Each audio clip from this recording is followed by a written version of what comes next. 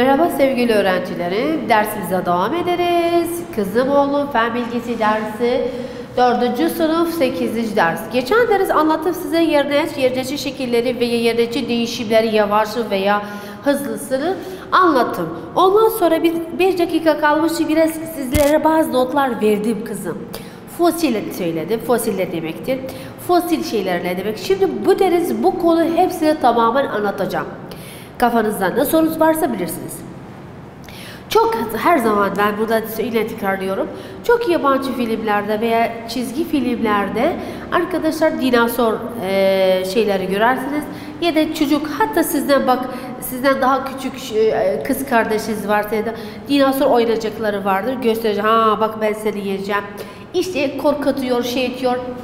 Bir filmler, bir şeyler hepsi eskiden var imiş yavrum. Eskiden bu hayvan var imiş. Evet, eskiden bu şeyler var imiş. Şimdi kalmamış, kaybolmuş, yok olmuş. Şimdi bunları hepsini anlatacağız. Bunu okuyacağız.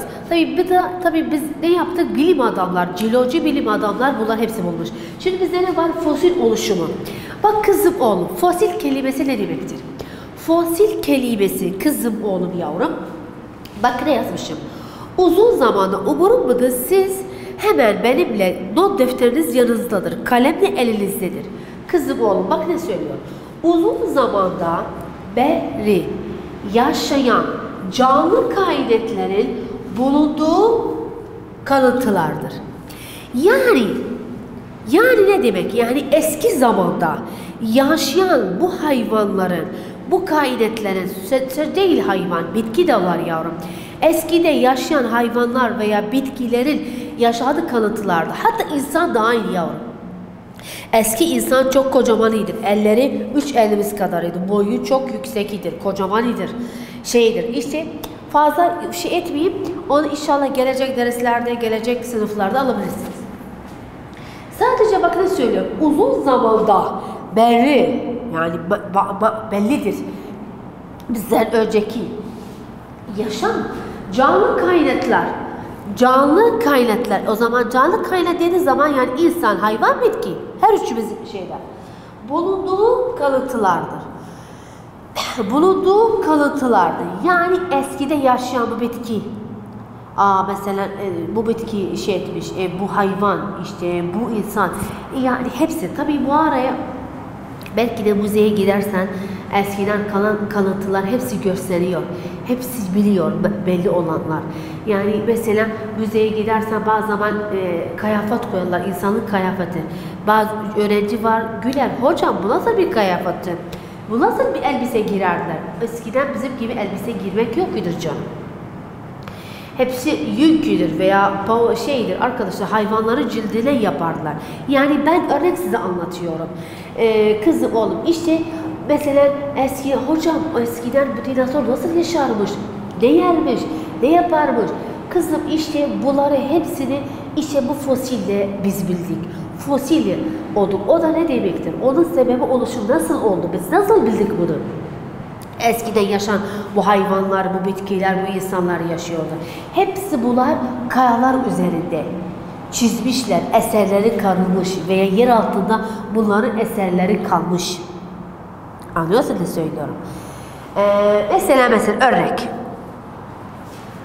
Arkadaşlar,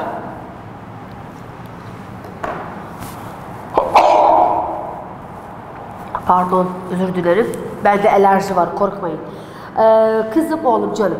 Bak yavrum burada mesela bak ne yazıyor. İşte mesela örnek size vereceğim. Bu kalem. Bu kalem. Bu kalemi ben mesela bunu örnek olarak siz yapmayın, yani bir işi etmeyin canım. Bu işi etmeyin siz. Kızım oğlum mesela bu kalemi ben bir toprakta gömdüm. Bir toprakta gömdüm. Birkaç sene sonra, birkaç asır, yani toprakta söylerler burada bir öğretmen varmış, bu kalem olur. Yani örnek olarak anlatıyorum size. İşte mesela yer altında bu şehirler çıkıyor.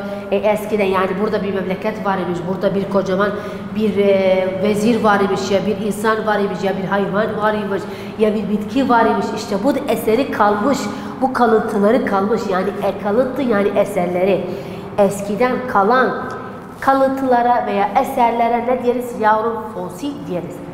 Başınız ağrıtmayayım. Son tarif kısa bir tanım kızım oğlum o da ne demektir? Söylüyor.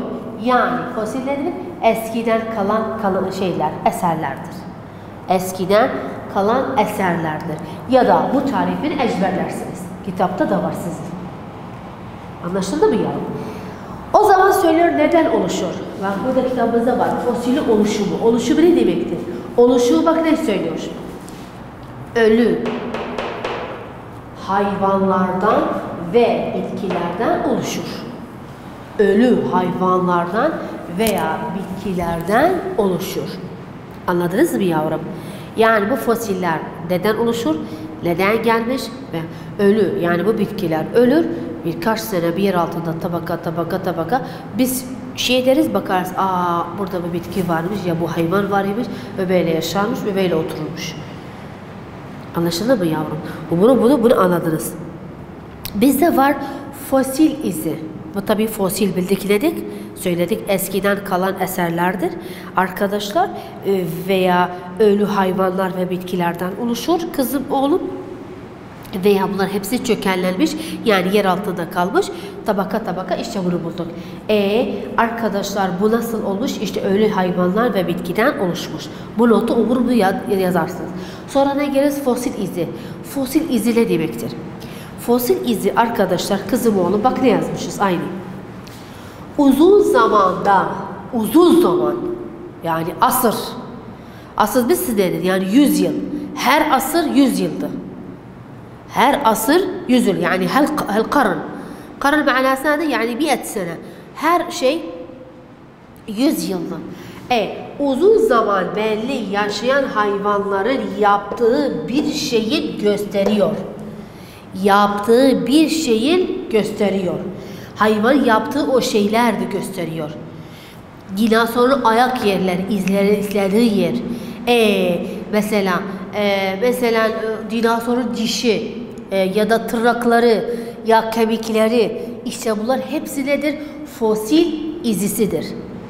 İşte bak örnek bak kemik, diş, sedefler su içinde aynı bu sedefler kalmış duvarlara yapışmış.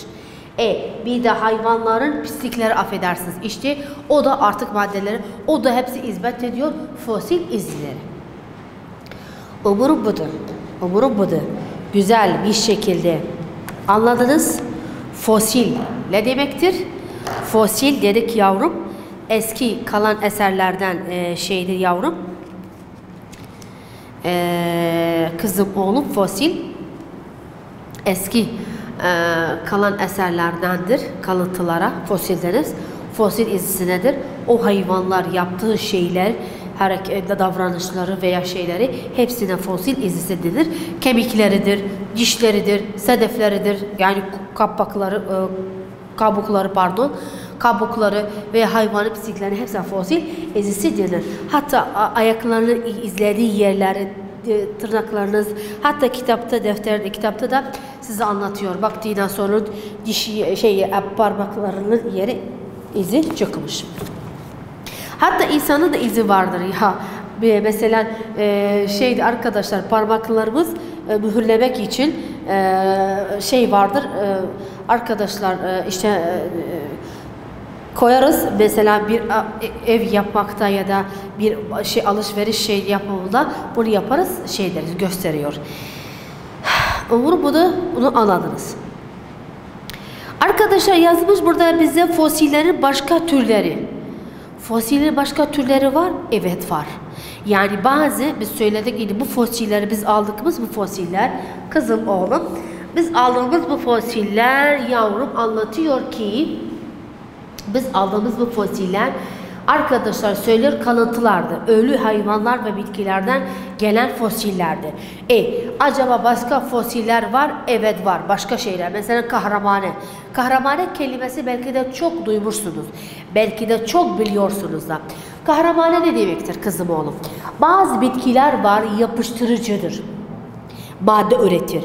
Bu yapıştırıcı madde üretir zaman nedir? Böcekler veya başka şeyler yapışır. Yapışır zaman ölür. Ölüdüğü zaman bir tabaka tutar. O tabaka kahramaneye, ona deriz kahramane. Bunu isterseniz yazabilirsiniz.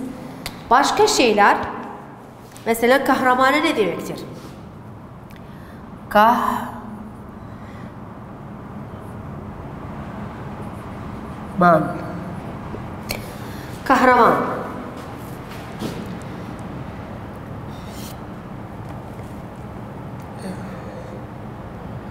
Tabii ne olur bitkilerde tabii kahraman ne demektir? Kahraman arkadaşlar bitkiler yapıştırıcı bir madde ifraz eder ve ne olur böcekler hemen arkadaşlar yapışır. Böcekler yapıştırdığı zaman arkadaşlar ne olur kurur, içinde kalır. Kuruduğu zaman buna kahramane deniriz. Arkadaşlar bakın yapıştırıcı maddeler sertleşince böcekler tamamen kurumuş oluyor. Kitapta da var. Bu bir çeşit. Başka bir çeşitimiz de var. Arkadaşlar buzlaşma.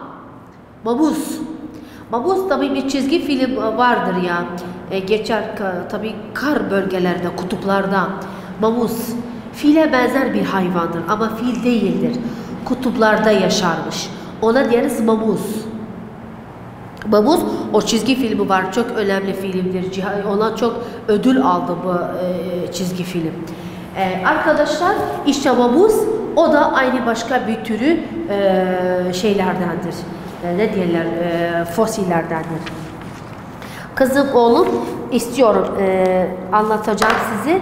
İşte bizde fosil bildik ne demek? Eski kalan eserlerden biridir. Fosil izleridir. Bu hayvanlar ya da bu yaşam şeylerinde yaptığı bir şeyin gösteriyor.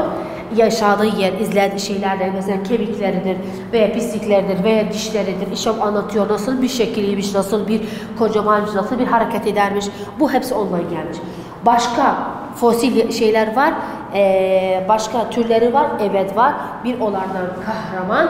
Kahraman ne demektir yavrum? Kahraman bitkiler eskiden bazı bitkiler, şimdi de var yok eskiden. Bazı bitkiler var daima yapıştırıcı madde üretiyor. Bu yapıştırıcı madde böcekler bilmeden kızım oğlum yaş etmeden yaklaştığı zaman yapışır bitti. Yapıştığı zaman sertleşir. Sertleştiği zaman daima kurur. O zaman kalır. Hatta kitapta da örnekle var budur. Bu bir kahramanı. Burada kitapta size vermiş bu bir kahramanı şeydir. Hatta sedefler aynı kalıyor. Bir de başka yöntem var. Bu da buzlaşma. Bu kutuplarda buzlaşma yöntemiyle buzlaşmış bu hayvanlar bir onlardan buzlanmış ve kalıntısı kalmış şimdiye kadar eserleri gösteriyor. Bunlar hepsi fosilidir, fosil izlisidir, fosilin başka türleridir. Şimdi başka konuya gideriz. Arkadaşlar en önemli konu, son konumuzda da kitapta inşallah, fosil yakıtları. Fosil yakıtları ne demek? Fosil yakıtları ne demek? Fosil yakıtı ne söylüyor? Eskiden canlı olan kaynakların kalıntısından ulaşan yakıttır. Yani fosil yakıtları yazacağım siz için çok da önemlidir veya çok da basittir. Kızım oğlum burada yazsak fosil yakıtları, burada yukarıda yazsak çok iyi olur. Umarım bunu not defterinize ilave edeceğim.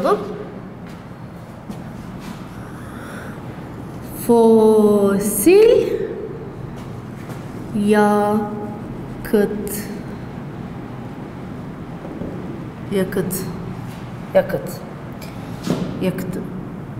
Fosil yakıt. Bak yine başladık aynı. Eskiden canlı olan kaynaklar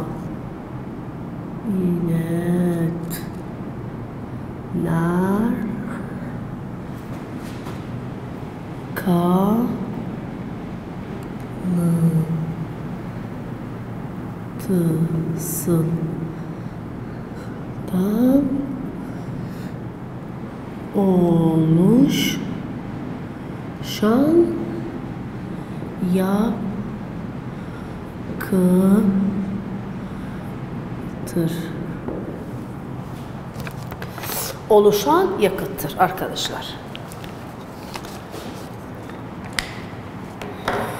Arkadaşlar, kızım oğlum, biz söyledik fosil yakıtları. Fosil yakıtları ne demektir? Tarifin anlamı aynı sarıyla yazılmış. Sayfa 132'de kızım oğluma ne yazılmış?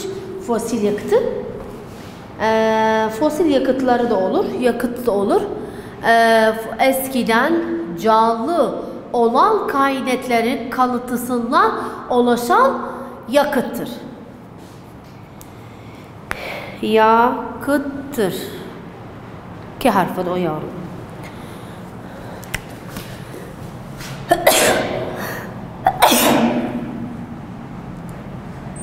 Çok sağ ol. Özür dilerim.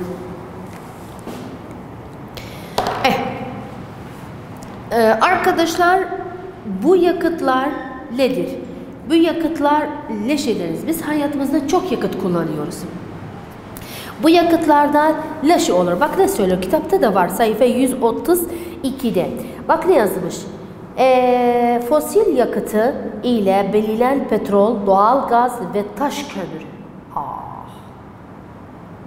Petrol, doğal gaz, taş kömürü gibi nefis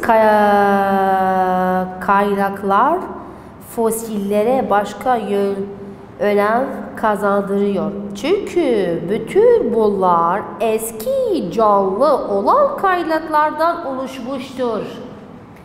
Bunlar neden gelmiş? Eski kaynaklardan. Yani bitkiler, hayvanlar, insanlar öldükleri sonra yavrum 1000 yıl önce, bir sonra 2000 yıl sonra bunlar hepsi neye döner? Fosile döner. Arkadaşlar, yeryüzünde birçok bölümünde bulunan fosil yakıtları insan tarafından kullanılmasına günden güne artıyor. Çünkü yıkılması ile kolay büyük enerji bulunuyordur. Yani biz gün ve gün insan artıyor. İnsan arttığı zaman arkadaşlar neye ihtiyacınız var? Büyük şeylere var mı? Ne diyorlar? Arkadaşlar büyük gün ve gün ben ihtiyacım var petrola. Siz ev var, araba istiyorsunuz, fabrika istiyorsunuz, ev istiyorsunuz, elektrik istiyorsunuz. Hepsi bu neden gelir? Hepsi bu yakıtlardan geliyor. Bu yakıtın artmasıyla kullanma, yani ne istiyorsun? İnsan fazla olduğu zaman yakıt kullanması da artırıyor. Arkadaşlar bir örneklerden arkadaşlar bir de bak ne söylüyor? Örnek kaynaklardan olan fosil yakıtları birçok ürün üretiminde kullanıyoruz. Örneğin taş kömürü, çelik yapımında petrokimyasal neden birçok kimyasal maddeler oluşuyor. Yani taş kömürüyle kullanıyoruz çelik yapmaktan. Kimyasal maddelerde de aynı kullanıyor, kimyasal plastik bir şeyler hepsi ondan geliyor. Kimyasal maddelerle ilaç, süslenme, bu parfümler, bu rujlar, bu kokular, bu krem olarak şeyler için yavrum, güzellik için ya da yumuşamak için ya da ilaç olarak arkadaşlar hepsi petrolden geliyor veya boya yapmakta, plastikler gibi birçok üründe üretmekte kullanılıyor. Yani fosil yakıtı, bak kızım oğlum, fosil yakıtı neden geliyor? Fosil yakıtı söylüyor eski canlı kaynaklardan kalıntısından oluşan yakıttır. Biz hayatımızda kullanıyoruz. Evet, çok hayatımızda çok da kullanıyoruz. Ben de kullanıyorum, sen de kullanıyorsun, hepimiz. Yavrum, mesela en önemlisi plastik. İşte plastik bardak su içtim. İşte yemek yedik, o şeyler hepsi attık. Mesela arkadaşlar, en önemlisi araba kullanırken mazot istiyorsun. Neden gelmiş? Petrolden gelmiş. İşte bunlar hepsi gelmişler. Umurumda da bilmiyorum. Vakit kalmışsa buna devam ederiz. Eğer vakit kalmışsa devam ederiz. Şimdi arkadaşlar biz burada sadece bunu bilin yavrum. Anlatın size. Kızım oğlum.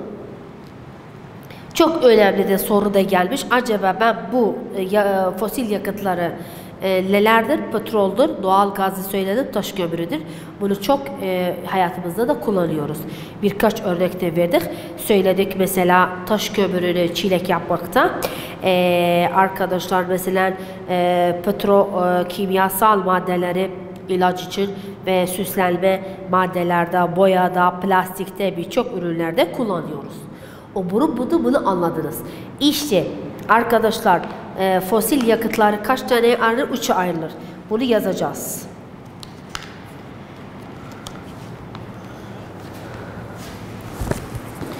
Arkadaşlar fosil yakıtları 3'tür. 1, 2, 3. Hiç unutmayın. Birincisi nedir yavrum? Birincisi petrol. Ne demektir? İkincisi doğalgaz. Üçüncüsü taş kömürü.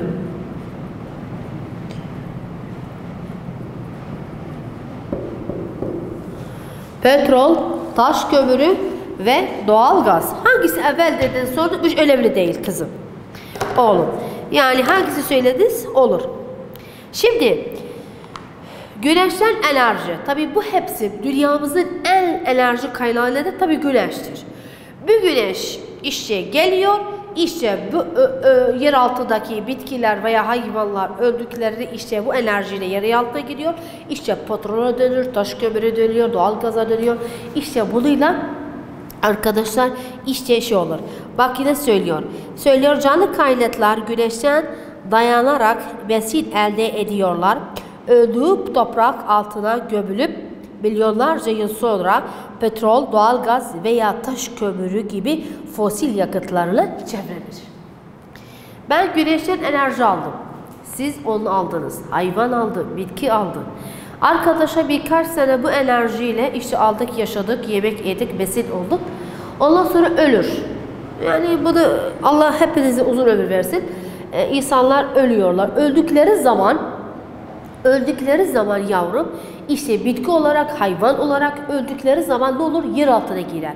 Yer altına işte gömülür yani insan olarak, hayvan olarak, bitki olarak işte ölür. Öldükleri zaman bu enerji yer altında olur. Bu enerjiler ve yer altındaki maddelerle hepsi birleşir bizim için ne olur? Petrol olur, doğal gaz olur ve taş kömürü oluşur. Tabii en önemli olan dünyada en çok kullanılan fosil yakıtlardan hangisi de petrol. Ki bunun üzerine savaştı da bunun üzerine olur petrol. En fazla arkadaşlar dünyada en çok fosil yakıtlardan kullanılmasına kadardır. Tabii arkadaşlar petroldur. Arkadaşlar petrol. Vakit bilmiyorum kalmış ya da devam edin. 5 dakika kalmış. Şimdi sadece 5 şeyler vereceğim. Geleceğiz size anlatacağım. Şimdi bez bilin fosil yakıtı ne demektir? Dedik fosil yakıtları eski canlılardan kaynaklandı kalmış. Onlar petrolü, doğalgazı, taş kömürdür. Gelecek deriz inşallah bunu tek tek anlatacağım. Nasıl olur ve neden gelir ve nasıl olur? Soru konumuz olur inşallah. Hadi görüşmek üzere canım.